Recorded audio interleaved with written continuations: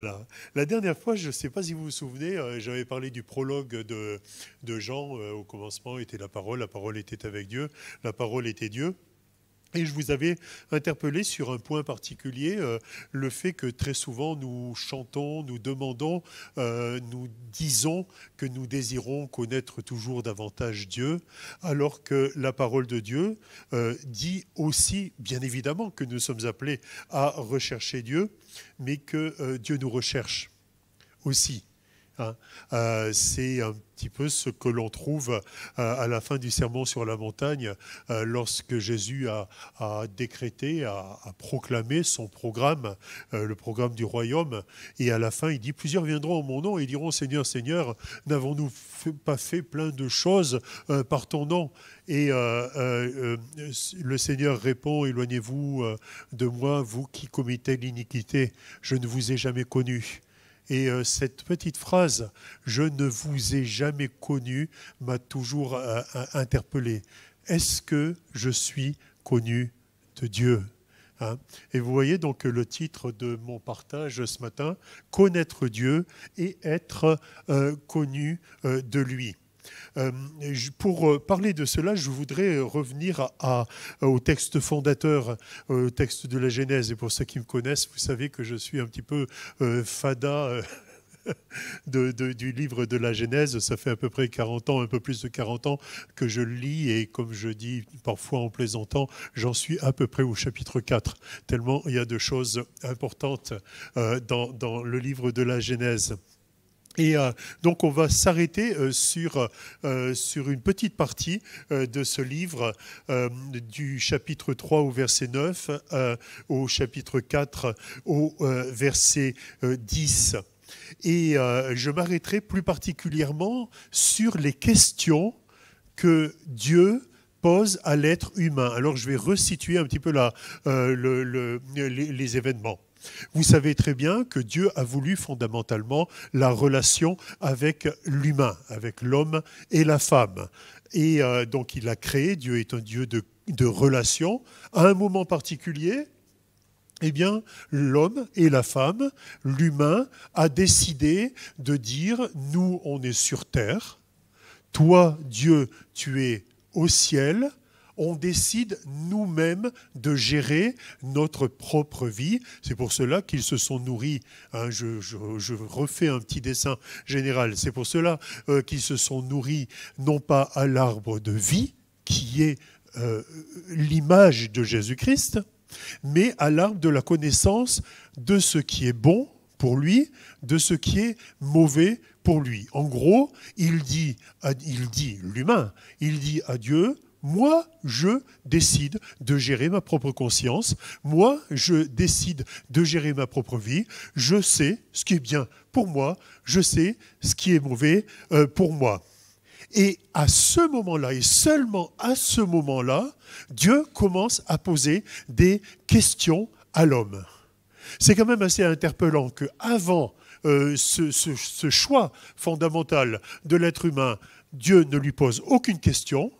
C'est quand même assez particulier, et vous remarquerez en lisant le livre de la Genèse qu'à aucun autre moment Dieu pose une question directe à l'être humain. Dieu ne pose que 6 questions directes, et c'est à ce moment-là. Et donc, je voudrais m'arrêter sur chacune de ces questions et voir si ça percute quelque chose en nous. D'accord ? Hein ? Et donc, on va rentrer tout de suite dans les détails. Je m'arrêterai donc à la première question, qui est... non, mais ça, voilà, c'est ce que je viens de vous dire jusqu'à maintenant. Hein ? Les 6 questions de Dieu. Et vous voyez donc qu'une fois que l'homme et la femme ont décidé de prendre de l'arbre de la connaissance du bien et du mal, ou du bon et du mauvais, ils ont réalisé des choses par rapport à leur propre vie. Et qu'est-ce qui s'est passé ? Eh bien, la première des choses que l'humain a fait, c'est qu'il s'est caché en entendant la voix de Dieu. C'est-à-dire, quelque part, qu'il ne supportait pas le regard de Dieu sur sa vie. L'homme se cache, Dieu vient, et la première question de Dieu, c'est « Adam, où es-tu? Donc Genèse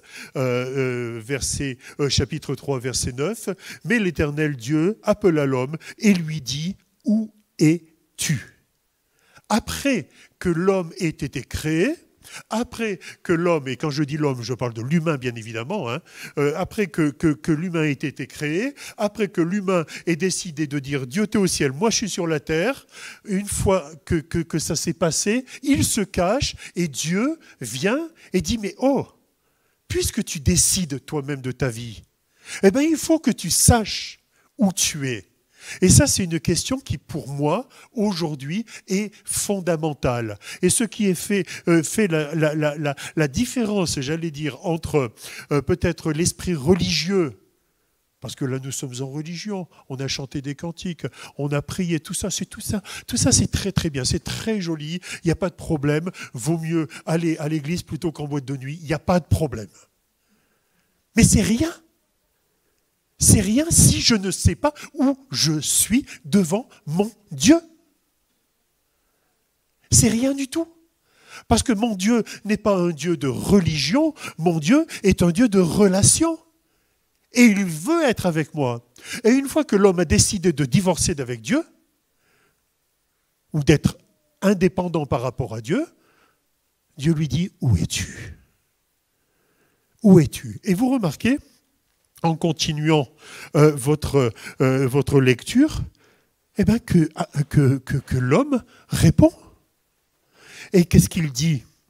Il dit, j'ai eu peur, je suis nu, je me suis caché.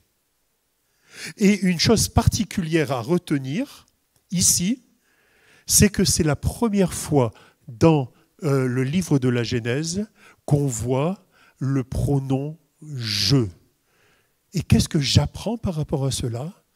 J'apprends que lorsque Dieu vient te poser une question, tu ne peux répondre que par je. Tu n'as pas le droit de répondre par eux, par ils, par nous, etc. C'est où es-tu? Je. Ça, c'est le premier point. Et le deuxième point, eh bien, c'est qu'il sait sa condition. Adam, où es-tu? Je me suis caché. Et cette dissimulation-là par rapport à Dieu m'interpelle aussi. Et en réfléchissant sur cette question, je me suis imaginé les réponses que, personnellement, j'aurais pu lui donner. Adam, où es-tu? Ma sœur, où es-tu? Mon frère, où es-tu? Mon frère, où es-tu? Où es-tu? Où es-tu? Où es-tu? Je me suis caché. Je me suis caché, 1, parce que j'ai eu honte, 2, parce que j'ai eu peur. Et quels seraient aujourd'hui les lieux de dissimulation pour chacun d'entre nous? Pour le monde, c'est facile. Les lieux de dissimulation, c'est partout là où on croit que Dieu n'est pas. Pour les chrétiens, c'est plus délicat. Pourquoi c'est plus délicat? Parce qu'un chrétien se revendique de la relation avec Dieu. Et donc, naturellement, on ne peut pas se cacher de devant Dieu. Vous êtes d'accord avec moi? Et pourtant, il peut nous arriver de nous cacher devant Dieu. Et j'ai listé quelques points, quelques lieux de dissimulation. Alors, je pars du plus évident, peut-être au moins évident. La routine, la religiosité. Vous savez ce que c'est la religion? La religion, c'est la relation avec Dieu sans relation. C'est la forme sans le fond. C'est l'apparence de la piété sans l'esprit qui fait réellement la piété. C'est la chair. Il y a la religiosité. Dans le Nouveau Testament, par exemple, Jésus, lorsqu'il parle aussi de lieux de stérilité, il parle aussi des soucis de ce siècle. Et ma bien-aimée a parlé d'un souci que nous avons vécu pendant plus de 15 ans. 15 ans, t'es gentil, c'était un petit peu même avant. Pendant 15 ans, c'était récurrent. Ce souci, je ne sais pas si une fois je me suis arrêté avec vous sur le souci, mais si mon frère veut bien me réinviter, c'est un sujet sur lequel je voudrais peut-être m'arrêter et apporter un développement, le souci. En grec, le terme qu'on utilise pour souci a l'image d'être déchiré, d'être à deux lieux en même temps. Quelqu'un qui se fait du souci est dans l'ici et maintenant et dans l'ailleurs. Pourquoi ? Parce que je suis ici et maintenant, mais l'objet de mon souci est ailleurs. Et c'est un petit peu comme si mon cerveau, vous voyez, alors essayez d'imaginer peut-être votre cerveau qui est déchiré. Il est ici, mais il est ailleurs. C'est ça le souci.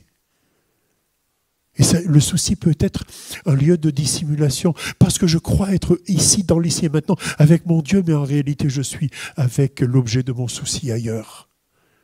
Est-ce que vous me suivez ? Lieu de dissimulation. Lieu de dissimulation, ça peut être les autres. Comment être spirituel dans une église qui n'est pas spirituelle ? Ah, ça c'est compliqué. Oh, mon frère, ma sœur, où tu te caches ? Oh bah, moi, je ne peux pas m'exprimer pleinement devant Dieu parce que dans l'église où je suis, ou alors elle n'est pas charismatique, ou alors elle n'est pas fraternelle, ou elle n'a pas d'amour, ou elle n'a pas l'onction. Ah, j'aime quand j'entends le mot onction alors que c'est un mot qu'on ne retrouve que 3 fois dans le Nouveau Testament, alors que l'amour, on le trouve plus de 30 fois. Il n'y a pas d'onction. Une fois, il y a une petite sœur gentille, mais vraiment que j'aime beaucoup, que je connais depuis des années et des années. Et elle me dit, à l'issue d'un culte, Pierre, tu sais, en ce moment, tu ne me vois plus trop ici, parce que j'ai rencontré une autre église où il y a plus d'onction. Ça veut dire que l'esprit est plus ailleurs. Je croyais que l'esprit était omniprésent. Est-ce que l'esprit est omniprésent ? Comment osons-nous dire que l'esprit est plus ici qu'ailleurs ? Vous savez où est l'esprit ? L'esprit est où vous êtes, puisque vous êtes le temple du Saint-Esprit. Vous voulez que l'esprit soit à un endroit ? Allez-y. Et l'esprit y sera. Les autres. Lieu de dissimulation, c'est pas moi, c'est mon tonton. Ah, c'est freudien ça, hein ? Pas de problème. C'est pas moi, c'est la société. Qu'est-ce qu'on a engagé ? Et les cœurs. Lieu de dissimulation. Ah, il y en a beaucoup de lieux de dissimulation, bien aimés chez nous, dans mon cœur. Et tous ces exemples, je les ai trouvés dans mon cœur, pas dans le vôtre. Cherchez peut-être les lieux de dissimulation dans votre cœur, et la liste sera encore beaucoup plus longue. Lieu de dissimulation. Il y en a un beau. Le passé, les réussites passées, les temps meilleurs, ou des fois les échecs aussi. Il y a des personnes qui restent collées à leurs échecs du passé. Alors que notre Dieu est un Dieu de renouveau, un Dieu de rebondissement, un Dieu de renaissance, un Dieu de régénération, un Dieu de redémarrage. Tu tombes 10 fois, tu te relèves dans le Seigneur. Amen. Ah ouais, mais non, j'ai loupé le coche. Alors après, il y en a qui inventent les théories du plan B, du plan C, du plan D, du plan... Dieu n'a pas de plan B, de plan C, de plan... Dieu a son plan pour vous, et vous marchez, et si vous heurtez à une porte, vous redémarrez, et vous continuez à marcher, pas après pas, pas après pas. Le passé peut être un sacré lieu de dissimulation. Quand j'entends dans mon église mes frères et sœurs qu'on appelle pudiquement les frères aînés, c'est-à-dire les vieux, peu à peu je m'y approche, 63 ans, bon allez, je m'accorde encore quelques années, les vieux, et certains qui disent « Ah, quand on était plus jeune », ah, dans l'église. Ah, vous savez, vous avez déjà entendu cette complainte. C'était mieux avant, moi de mon temps. Mais bien aimés, peut-être je parle à ceux qui sont un petit peu plus âgés. Vous savez quel est votre temps ? Aujourd'hui. C'est votre temps. aujourd'hui. Vous aurez 95 ans, votre temps, ça sera aujourd'hui. Vous aurez 120 ans, plaise à Dieu que vous viviez 120 ans, riche et pleine santé. Eh bien, votre temps, ça sera 120 ans. Ça ne sera pas le passé. Ah oui, mais avant, on louait plus. Oui, mais avant, on combattait plus. Oh oui, mais avant, on jeûnait plus. Oui, mais avant... Ah oui, mais il manque de peau. Avant, c'est avant. Et maintenant, pardon, hein. Adam, où es-tu? T'es dans ton passé? T'es dans tes souvenirs? Ou t'es peut-être dans le futur? Je suis sûr que, quand il y aura plus de monde dans l'Église, elle sera plus spirituelle. Mon frère, des fois, ça ne me traverse pas la tête. Je suis sûr que, mon bien-aimé, de nouveau, a parlé d'un souci qui a traîné chez nous pendant des années. Je suis sûr que je pourrai mieux servir Dieu quand ce problème sera réglé. Mais si on attend que le problème soit réglé avant de servir Dieu, il y a quelqu'un qui nous connaît bien, qui est maître du monde, qui saura faire pour qu'on ne serve jamais Dieu. Vous suivez mon raisonnement? C'est important, lieu de dissimulation. Et donc, être devant Dieu, c'est accepter d'affronter sa réalité. Et notez bien ça. C'est d'accepter sa réalité, qu'elle soit bonne ou qu'elle soit mauvaise. C'est le seul moyen de marcher avec Dieu. Pour cela qu'il est bon de s'arrêter et de répondre à ces questions. Et pour cela que l'apôtre Paul lui-même, lorsqu'il parle de la scène, et il dit, lorsque l'Église prend la scène, que chacun s'éprouve lui-même. Chacun s'éprouve lui-même, c'est pas faire de l'introspection. Chacun s'éprouve lui-même, c'est de répondre aux questions que Dieu lui pose. Première question, donc, où es-tu? Mais il va plus loin. Dieu s'adresse à l'homme humain, Dieu s'adresse à la femme, et Dieu s'adresse après à la progéniture de l'humain. Deuxième question. Genèse, chapitre 3 et verset 13. Et l'Éternel... chapitre 3, verset 11. Oui, je suis ça, oui. Et l'Éternel, Dieu dit, qui t'a appris que tu es nu? Est-ce que tu as mangé de l'arbre dont je t'avais défendu de manger? Si la première question est une question existentielle, vous remarquez que la deuxième question traite de la connaissance et de l'origine de la connaissance. Qui t'a appris cela? Est-ce que ce n'est pas une question qui est importante, sur laquelle il est important de s'arrêter? Quelle est l'origine de ma connaissance? Puisque l'homme a décidé en disant non, pas l'arbre de la vie, l'arbre de la connaissance. Devant Dieu, si tu veux être en pleine relation avec Dieu, si tu veux être en pleine conscience avec Dieu, il est important que tu scrutes un petit peu tout ce que tu as dans ta tête pour en connaître l'origine.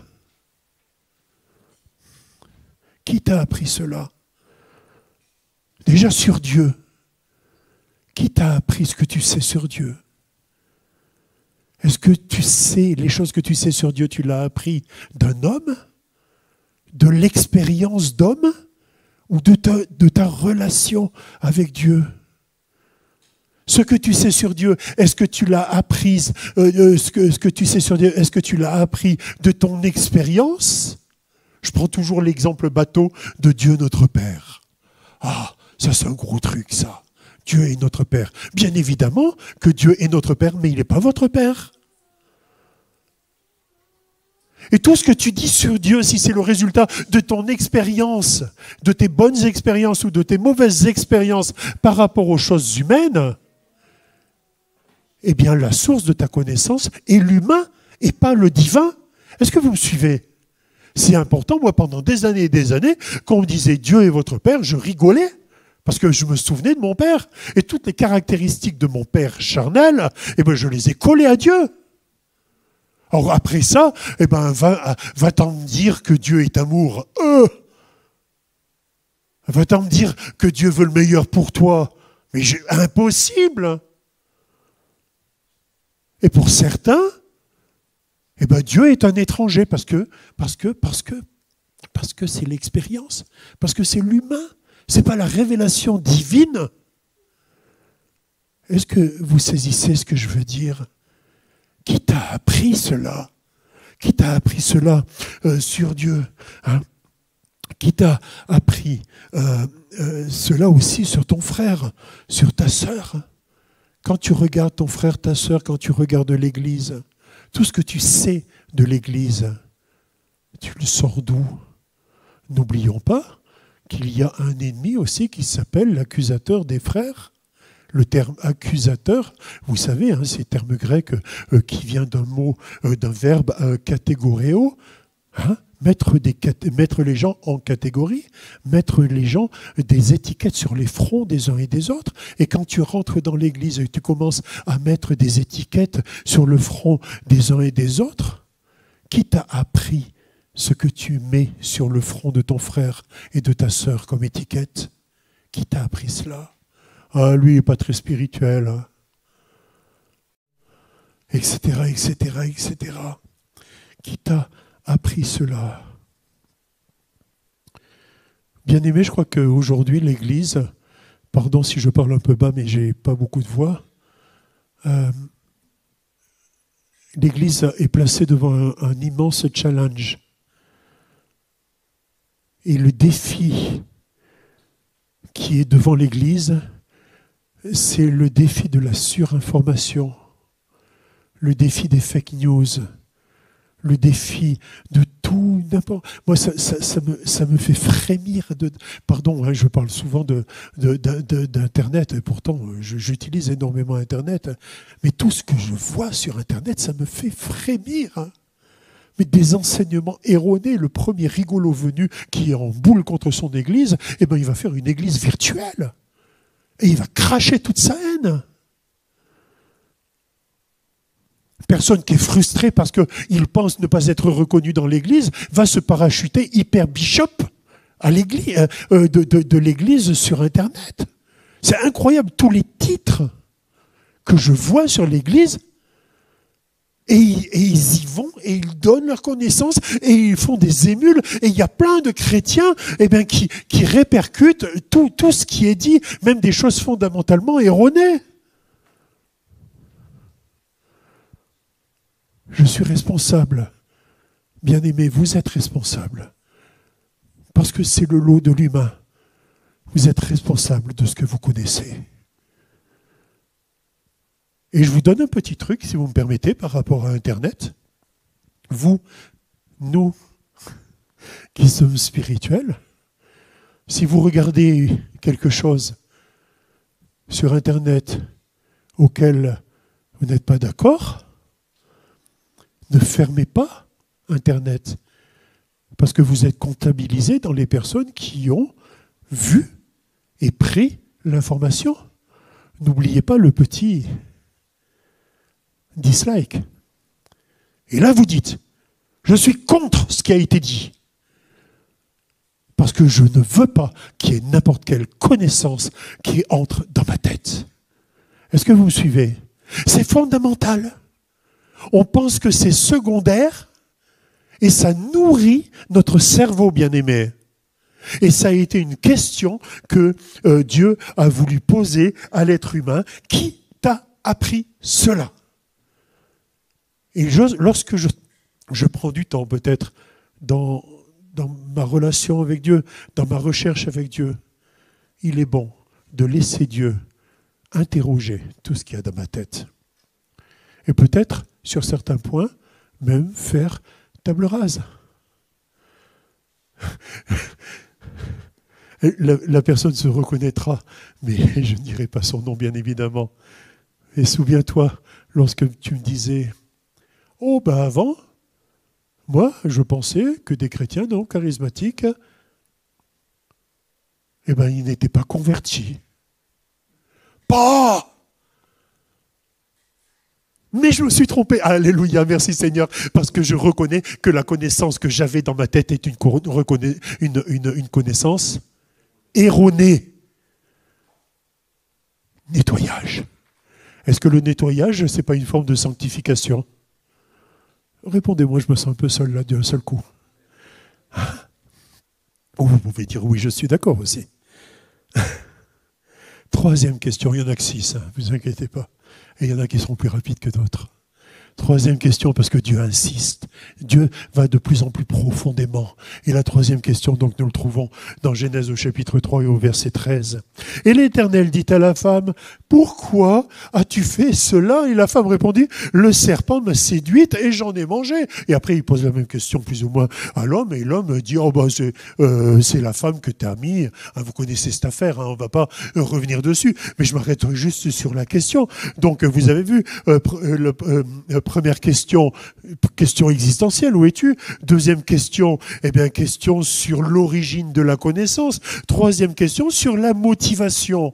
Et nous avons parfois du mal à nous arrêter sur nos motivations. Vous lisez bien l'évangile de Luc au chapitre 6 et au verset 45. L'homme bon tire de bonnes choses du bon trésor de son cœur et le méchant tire de mauvaises choses du mauvais trésor, de son mauvais trésor. Car c'est de l'abondance du cœur que la bouche parle. Et je vais peut-être, et là aussi ça pourrait être un sujet d'étude que j'ai assez développé dans un autre partage, je voudrais rappeler une sagesse qui est fondamentalement humaine, mais fondamentalement spirituelle. Il me semble que la fin, écoutez bien, et vous dites la suite, la fin ne... Allez.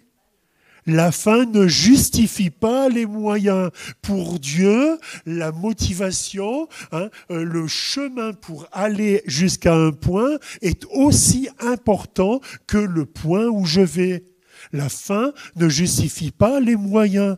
Moi, j'ai entendu dans certaines réunions, mais il y a une quarantaine d'années, peut-être que l'Église manquait de sagesse à cette époque, mais j'ai entendu des questions en disant, mais quand on fait des appels l'après-midi, c'était à l'époque où tous les après-midi, il y avait des réunions, quand on fait des appels l'après-midi, pourquoi il n'y a pas toute une série de chrétiens qui s'approchent, comme ça montrerait l'exemple, et les autres pourront s'approcher. Vous savez comment ça s'appelle, ça? Ça s'appelle de la manipulation. Un mauvais moyen pour obtenir une bonne chose. Et il y a une flopée d'exemples bibliques. Je prends que, par exemple, l'histoire, tout à l'heure on a parlé d'Abraham, l'histoire d'Abraham. Dieu lui dit, je te donnerai une descendance. Ok, bon, on va utiliser un moyen en cours, à l'époque, parce que ça se faisait bien, les mères porteuses. Et il va coucher avec Agar. Et il a une descendance. La fin est là. Je te donnerai une descendance, il a une descendance. C'est OK? Marina, c'est OK? Pas trop, hein? Pourquoi? Parce que les moyens ne sont pas bons. D'accord? Et c'est pour cela que cette question est une question qui me semble fondamentale. Pourquoi as-tu fait cela? Pourquoi as-tu fait cela? Et lorsque nous sommes en réflexion devant Dieu, lorsque nous cherchons, lorsque nous cherchons Dieu et nous cherchons à être connus de Dieu, nous devons répondre à cette question. Pourquoi as-tu fait cela? J'ai connu, je crois vous avoir partagé cet exemple, j'ai connu une sœur qui était mais d'un amour débordant, des fois vraiment trop débordant. À peine une personne rentrait dans l'église que déjà elle connaissait tout son curriculum, pire que la sécu. Ah, mais où t'habites, comment tu vas, etc. Ah, donne-moi ton numéro de téléphone. Elle était mais gluante d'amour. Pardon. Mais c'était l'impression qu'elle donnait. Tu t'en souviens, Sylvie?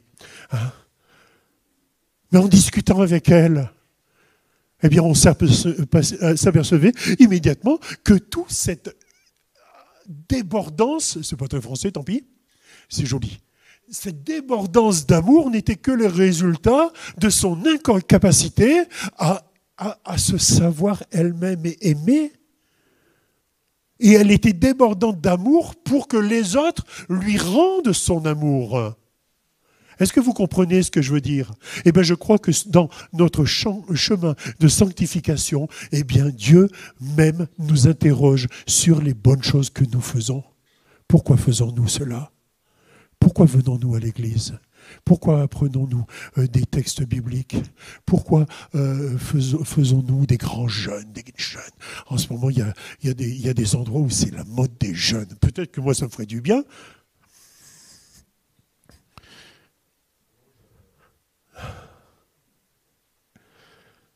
Si c'est pour la performance, bien-aimé. Si c'est pour la concurrence, bien-aimé. Si c'est pour être reconnu par les autres, bien-aimé. Mon offrande, mon sacrifice est nul et non avenu.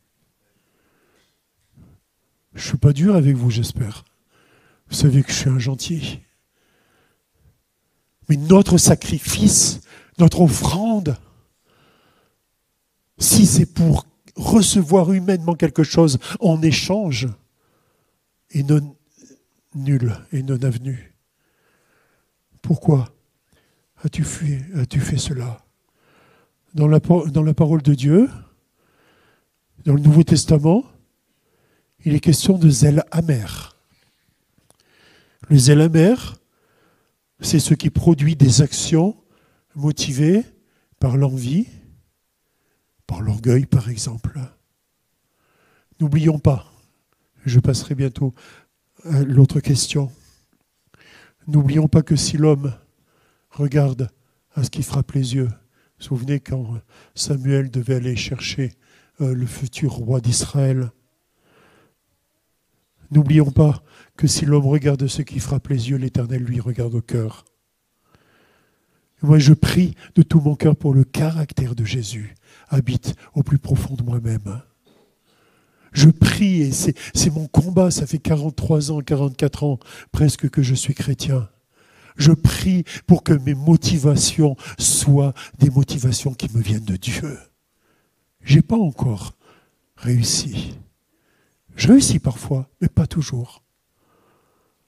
Mais je ne me lâche pas. Et quand je fais quelque chose, je veux répondre devant mon Dieu à cette question, pourquoi as-tu fait cela? Et ne pensons pas que c'est des introspections, et ne pensons pas que ça va nous prendre 50 ans. Pas la peine. Hein? Oui, non. Ça peut être très rapide. Je vous encourage à chercher de tout votre cœur la relation avec Dieu. J'aime particulièrement cette parole de Jean-Baptiste lorsqu'il est devant Jésus qui vient auprès de lui en tant que disciple pour se faire baptiser. Donc, quelque part, Jean-Baptiste était pour un temps le maître de Jésus. Et à ce moment-là, il y a le maître qui a dit « Il faut qu'il croisse, alors je diminuerai. » La conséquence de sa croissance dans mon cœur est ma diminution. Il y a des personnes qui charnellement essaient de se diminuer pour que Dieu grandisse. Ça ne marche pas comme ça. Tu n'y arriveras pas. Ça s'appelle du dolorisme, ça. C'est-à-dire de la religiosité. N'essaie pas de diminuer pour que Dieu grandisse en toi et relation avec ton Dieu afin qu'il grandisse en toi, alors toi, tu diminueras. Est-ce que vous comprenez ce que je veux dire? C'est fondamental. C'est fondamental. Pourquoi as-tu fait cela? Seigneur, tu me connais. Tu connais mon cœur. Même avec 50, 60, 70%, 80, 90% de spiritualité dans mon acte, il y a quand même un petit chouïa de quelque chose qui ressemble à du charnel. Mais pour cette petite part de charnel, Seigneur, nettoie mon cœur. Amen. Est-ce que vous voulez continuer à cheminer sur les questions? Ouais, on y va? Est-ce que oui? Quatrième question. Alors là, vous voyez, Dieu a parlé à l'humain, Dieu a parlé à l'homme, Dieu a parlé à la femme, Dieu parle à sa descendance. Et voilà, on arrive sur l'épisode de Caïn. Je vous ai dit qu'on survolait la fin du chapitre 3, le début du chapitre 4. Et l'Éternel dit à Caïn, « Pourquoi es-tu irrité et pourquoi ton visage est-il abattu ?» Et remarquez bien, quelque chose qui a été tabou pendant des années et des années dans l'Église, eh bien, c'est une question sur tes motivations. Avant, c'était facile. Les motivations, c'était la cocotte minute. Vous vous en souvenez? T'es en colère, bam, mets le couvercle. T'es triste, bam, mets le couvercle. En plus, le couvercle, il s'appelait « Soyez toujours joyeux ». T'étais en train de chialer parce que t'étais malheureux comme une pierre. On vient vers toi et on dit « Soyez toujours joyeux ». Des clous. Ça ne marche pas comme ça. Bien évidemment que ça ne marche pas comme ça. Et moi, je me permets de rétorquer, oui, mais pleurer avec ceux qui pleurent tant qu'on y est. N'oublions pas ça. Mais pendant des années, c'était ça. On nous disait, attention aux sentiments, parce que le sentiment, c'est faux. C'est anti-biblique. Ça n'a rien à voir. Ça touche même la nature de Dieu. Parce que l'émotion est quelque chose qui est propre à la vie. Même les animaux, ont des émotions. Le vivant a des émotions. Alors j'imagine que l'éponge un petit peu moins que le chimpanzé, et le chimpanzé beaucoup moins que l'être humain. Soit. Mais quelque part, c'est propre au vivant. Et je voudrais rappeler, bien aimé, je ne sais pas si je l'ai mis, non pas, je voudrais rappeler que Jésus lui-même n'a pas du tout été gêné avec ses émotions. Il les a manifestées. Je survole très rapidement, ne serait-ce que les 4 émotions de base. Vous connaissez les 4 émotions de base, bien évidemment. La joie, la colère, la tristesse, la peur. Jésus a vécu pleinement, mais vraiment pleinement, ces émotions-là. Je prends la joie. Je vous lis les textes, si vous voulez bien. Luc 10, 21. À ce moment-là, Jésus tressaillit de... C'est même pas Jésus fut joyeux. Ah, mais Jésus, alors là, il a trépigné, comme moi je fais jamais. Jésus tressaillit. Moi, je suis toujours joyeux, mais très au fond de mon cœur. Alléluia, j'aime la parole de Dieu. Si vous saviez comme la parole de Dieu est tellement extraordinaire, combien ça nous nourrit, combien ça nourrit notre âme, combien ça nourrit notre esprit. Ne survolez pas, ne lisez pas la parole de Dieu, mais méditez la parole de Dieu en profondeur. Vous arrêtez sur chaque mot, vous recontextualisez, vous vous nourrissez de cela. Mais c'est une nourriture extraordinaire. J'ai une bibliothèque, ça fait râler mon épouse, mais c'est moi qui fais la poussière ou qui ne la fait pas dessus. Mais une seule chose, la parole de Dieu serait largement suffisant dans la mesure où je suis en église pour en parler et où j'ai un cœur qui prie et qui recherche Dieu. Mais nourrissez-vous. Jésus tressaillit de joie. Jésus tressaillit de joie par le Saint-Esprit et dit « Je te loue, Père, de ce que tu as donné cela aux petits-enfants. » La joie, la colère. Alors bien sûr, on peut parler du fouet, mais je ne vais pas en parler parce qu'on en parle toujours. Marc chapitre 10, verset 14. Quand Jésus fit cela, il s'indigna et dit à ses disciples, laissez les enfants venir à moi. Il s'indigna. Mais c'est même pas il se mit en colère, c'est pire. La colère a touché tout son être tout entier. Le verbe qu'on utilise pour s'indigner, c'est quelque chose qui parle, on peut l'utiliser aussi dans l'agacement de la rage de dents. Vous voyez, quand ça commence, ça pique un coup, ça y est, c'est terminé. Mais quand c'est là, 1 heure, 2 heures, 3 heures, 4 heures, 5 jours, parce que maintenant pour trouver un dentiste, c'est pas évident. À la rage de dents, c'était ça Jésus. Il a vécu cela. Et vous voyez que ce sont des des termes très très forts. Hein. Tressaillit de joie. Il s'indigna. La tristesse marque. Ah, Jésus n'a jamais été triste. Ah. Marc 14, 34. Il leur dit, mon âme est triste jusqu'à la mort. Mon âme est triste jusqu'à la mort. Restez ici et priez, éveillez. Mon âme est triste jusqu'à la mort. On n'en parle jamais de ça. Pourquoi ? Parce qu'aujourd'hui, notre théologie, c'est la théologie du chrétien superstar, tout puissant. À force, on va finir par croire qu'on est Dieu.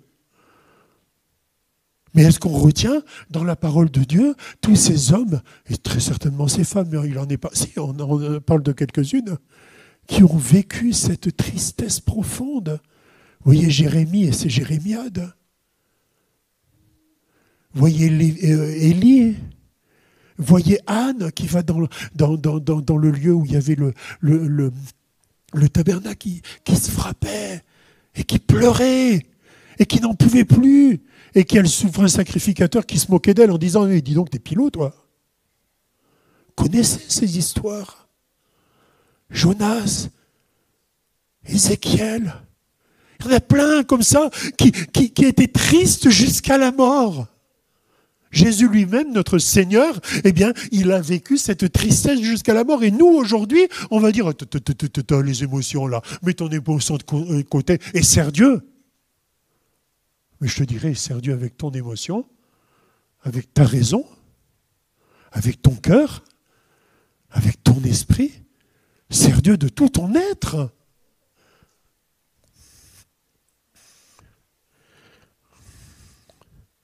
Une autre émotion, si vous me permettez, qui a été vécue par Jésus. Et on dit non, ça c'est pas possible. Tout puissant. La peur. Je vous pose la question, est-ce que Jésus a eu peur une fois ? Eh bien si. Bien évidemment, il a eu peur. Luc 22, verset 41. Puis il s'éloigna d'eux à la distance d'environ un jet de pierre, et il s'étant mis à genoux, il pria. Étant dans l'agonie, il pria plus intensément.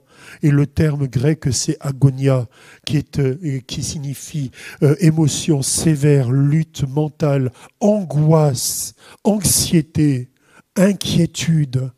Jésus a été dans l'anxiété. Jésus a été dans l'angoisse. Jésus a été dans cette lutte mentale, dans l'inquiétude. Mais qu'est-ce qu'il a fait ? Il ne s'est pas laissé écraser. Il a prié plus fort encore. Amen.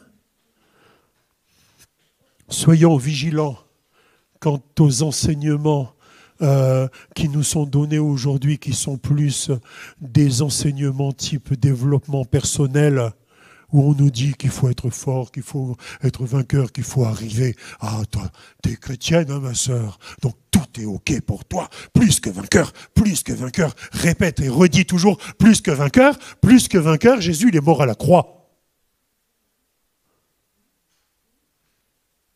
N'oublions pas cela. Ce qui est merveilleux dans l'évangile, et j'espère que je ne vous choque pas, ce qui est merveilleux, à la différence de la littérature grecque, c'est que dans la littérature grecque, il y avait des super-héros, et que notre maître ne s'est jamais présenté comme un super-héros. Jésus, notre Sauveur, notre Seigneur, n'est pas un super-héros. Dire que Jésus est un super-héros, c'est aller à l'opposé du message de l'Évangile. Je sais que ça choque, parce que j'écoute des choses qui se disent sur Internet, moi aussi. Il n'est pas notre super-héros, il est notre super-maître. Amen. Il est notre super-seigneur. Il est notre super-enseignant. Il est notre super-sauveur. Et comment il l'a fait ? Par une défaite apparente. Et il a même poussé son statut Écoutez-moi bien, parce que je sais que ça se dit dans les églises. Il a même poussé son statut d'anti-héros jusqu'au moment de mourir, d'exprimer des besoins fondamentaux. J'ai soif. Mon Dieu, pourquoi m'as-tu abandonné? C'est pas des paroles de super-héros, ça. C'est des paroles de notre Sauveur. Amen. Est-ce que vous me suivez? Un petit rappel très rapide, si vous me permettez. Je ne suis pas trop long pour vous. Ça va, Fabien? On continue quand même? Un petit rappel concernant les émotions. Si vous pouvez le garder en tête, vous remarquez que la peur, c'est toujours lié à un danger. J'ai peur de quelque chose qui se présente à moi et qui peut être un danger pour moi. D'accord? La réaction naturelle, eh bien, c'est où je fuis. Si j'ai le temps de fuir, si j'ai pas le temps de fuir, j'attaque. Vous savez qu'un serpent, par exemple, une vipère, si elle vous mord, c'est pas parce qu'elle est méchante. Si elle vous mord, c'est parce qu'elle n'a pas eu le temps de partir. Alors du coup, elle vous attaque. D'accord? Et le besoin fondamental, le besoin fondamental par rapport à la peur, c'est la sécurité. Et où pouvons-nous aujourd'hui trouver notre pleine sécurité? En Dieu. Donc lorsque vous voyez une émotion de peur, c'est bien, parce que ça vous encourage à aller chercher la sécurité en Dieu. Amen? Je continue. Deuxième émotion, la colère. La colère est toujours par rapport à un dommage et une injustice. Si tu es en colère, c'est parce qu'on t'a fait du mal. Mon frère, tu m'écoutes? Oui, toi. Si tu es en colère, c'est parce qu'on t'a fait du mal. D'accord? Et donc, si on t'a fait du mal, tu viens vers Dieu. Et qu'est-ce que tu demandes à Dieu? Tu lui demandes de travailler à la réparation, que ce soit au pardon, que ce soit à la demande de pardon, etc. Maintenant, si tu suis l'ancienne théologie par rapport aux émotions, et que dès que tu sens la colère arriver, tu interprètes mal le verset si vous mettez en colère, ne péchez pas, et que tu mets un couvercle dessus. Tu me suis? Qu'est-ce qui va se passer? La colère, elle va rester. Elle va tourner. Et ensuite, tu t'imagines une cocotte minute si tu laisses le... Vous savez, vous connaissez? Et bien, au bout d'un moment, le couvercle, qu'est-ce qu'il va faire? Il va exploser. Considère ta colère comme un warning, afin que tu puisses mieux prier. Parce que ce tableau que je vous montre, c'est pour mieux prier, toujours mieux prier. Est-ce que vous me suivez? Vite fait, pardon, je suis un peu long. La tristesse est toujours liée à la perte. Je suis triste parce que j'ai perdu quelque chose. Ah, j'ai fêté mes 65 ans, je suis triste. C'est bizarre. Non, en plus j'ai 63 ans. Mais je suis triste. Mais pourquoi je suis triste? Je suis triste parce que j'ai perdu mes 50 ans. Et quand j'avais 50 ans, j'ai été triste parce que j'avais perdu mes 40 ans. Alors, ça peut arriver, mais qu'est-ce que je fais? Je vais chercher la consolation. Alors que si tu mets un couvercle, quelque part, tu négliges tous ces trésors que Dieu te donne. Est-ce que vous me suivez? Oui? Sécurité, est-ce que vous la voulez? Et réparation? Oui? Bien. Consolation? Ouais. Et le partage, bien évidemment, pour la joie. Eh bien, ma foi, écoutez les émotions qui viennent. L'émotion est comme un warning, je disais. Et la parole de Dieu nous demande d'interroger nos émotions. Je prends l'exemple donc de la Genèse. Pourquoi es-tu irrité? Mais regardez par exemple dans le psaume 42. Pourquoi t'as battu mon âme? Même David, devant Dieu, il était en train de prier. Il dit, mais pourquoi tu t'abats mon âme? Il interroge, il regarde, il réalise que son âme est triste.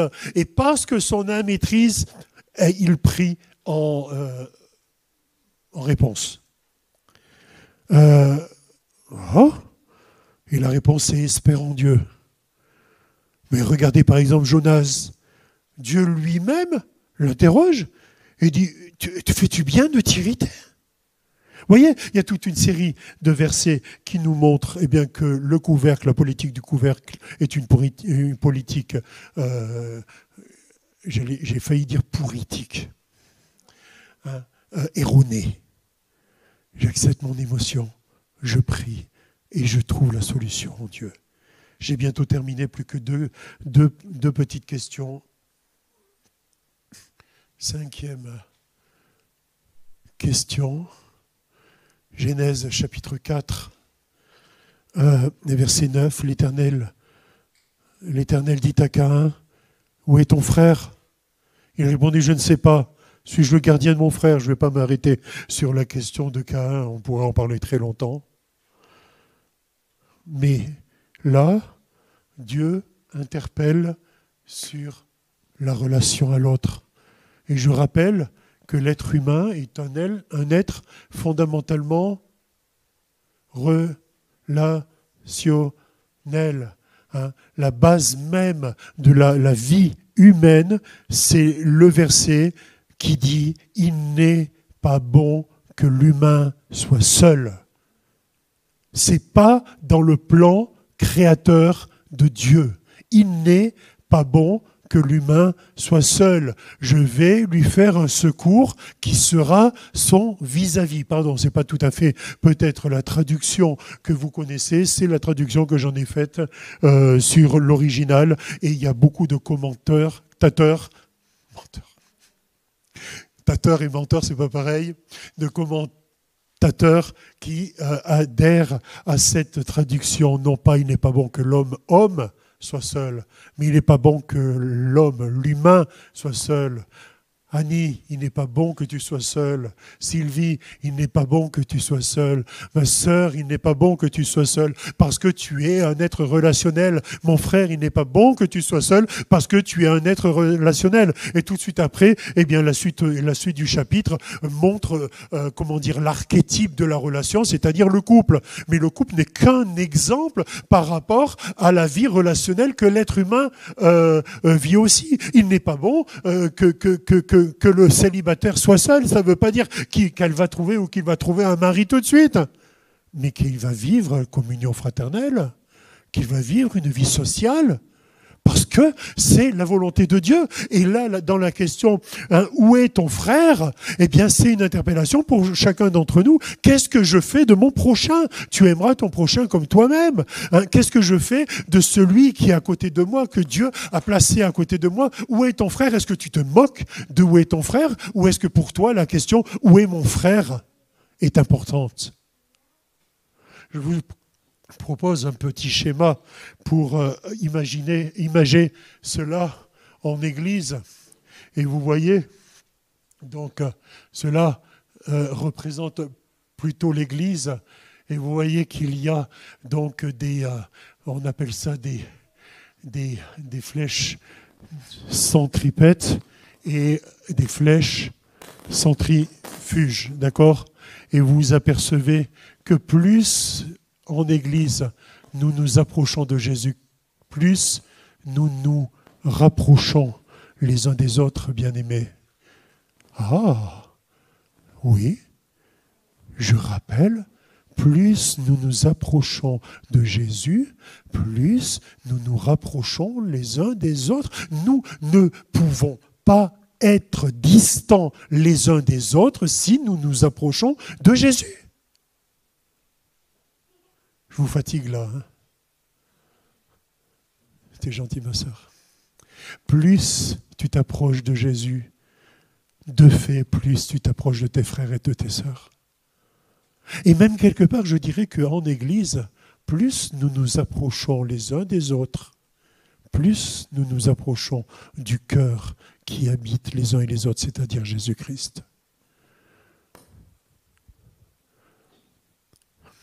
Et plus nous nous éloignons de Jésus, plus nous nous éloignons les uns des autres, plus nous nous éloignons les uns des autres, plus nous nous éloignons de Jésus.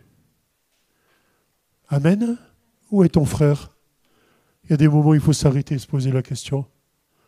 Où est ton frère? Et est-ce que c'est seulement dans l'Église? Je lance juste cette interpellation. Tu aimeras ton prochain comme toi-même. Un autre passage. Si vous aimez ceux qui vous aiment, quelle récompense mériterez-vous? Les publicains aussi n'agissent-ils pas de même? La relation fraternelle, bien-aimée, n'est pas une option. L'amour du prochain n'est pas une option. Et vous connaissez le caractère de l'Évangile qui est un caractère de réconciliation. Et donc si tu te sens en dissociation avec ton frère ou avec ta sœur, eh bien peut-être agis selon ce qui est écrit dans Lévitique au chapitre 19 et au verset 17. Tu ne haïras pas ton frère dans ton cœur. Je répète, tu ne haïras pas ton frère dans ton cœur. Qu'est-ce que ça veut dire ce verset? Ça veut dire que peut-être naturellement, il peut y avoir de la colère contre mon frère, il peut y avoir de la haine même contre mon frère, mais je ne laisserai pas s'installer dans mon cœur cette haine. D'accord? Tu ne laisseras pas cela s'installer dans ton cœur. Et je termine. Pardon d'avoir été un peu long par la dernière question. La question qui est absolument fondamentale aussi. Toutes les questions sont fondamentales en réalité. La question sur les actions. Qu'as-tu fait? Qu'as-tu fait? Là, on s'arrête quelques minutes. On va peut-être rester quelques minutes dans la prière, mon cher frère. On réfléchit à chacune de ces questions, mais chacune de ces questions a abouti à la question. Qu'as-tu fait? Et quelle que soit la réponse, eh bien, je peux m'arrêter sur le psaume 132, le psaume 32, et je ne vais pas développer cette question parce que je pense qu'elle est suffisamment claire pour chacun d'entre nous. Heureux celui à qui la transgression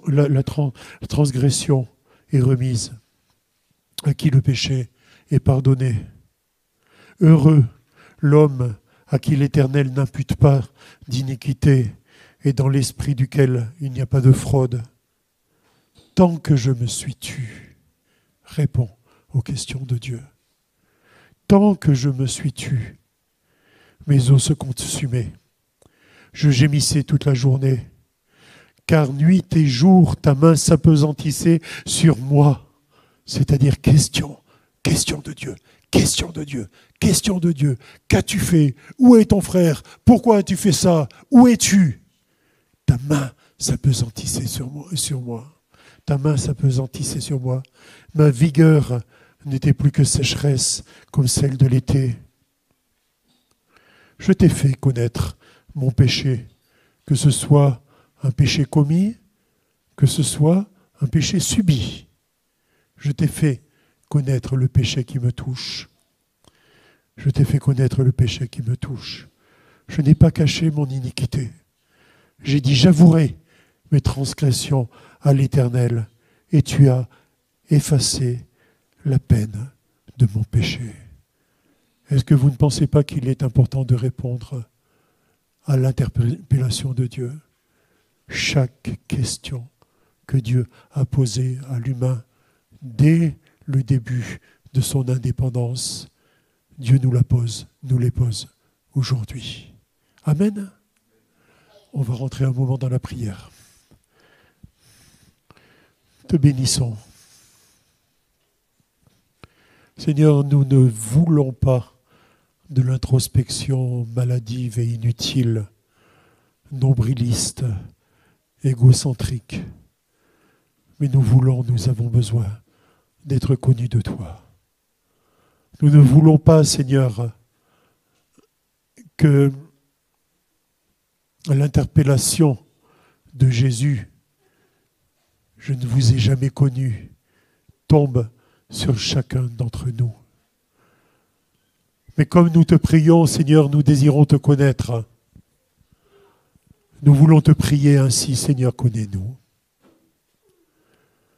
Nous te laissons, Seigneur, nous interpeller par quelques questions que tu veuilles nous poser.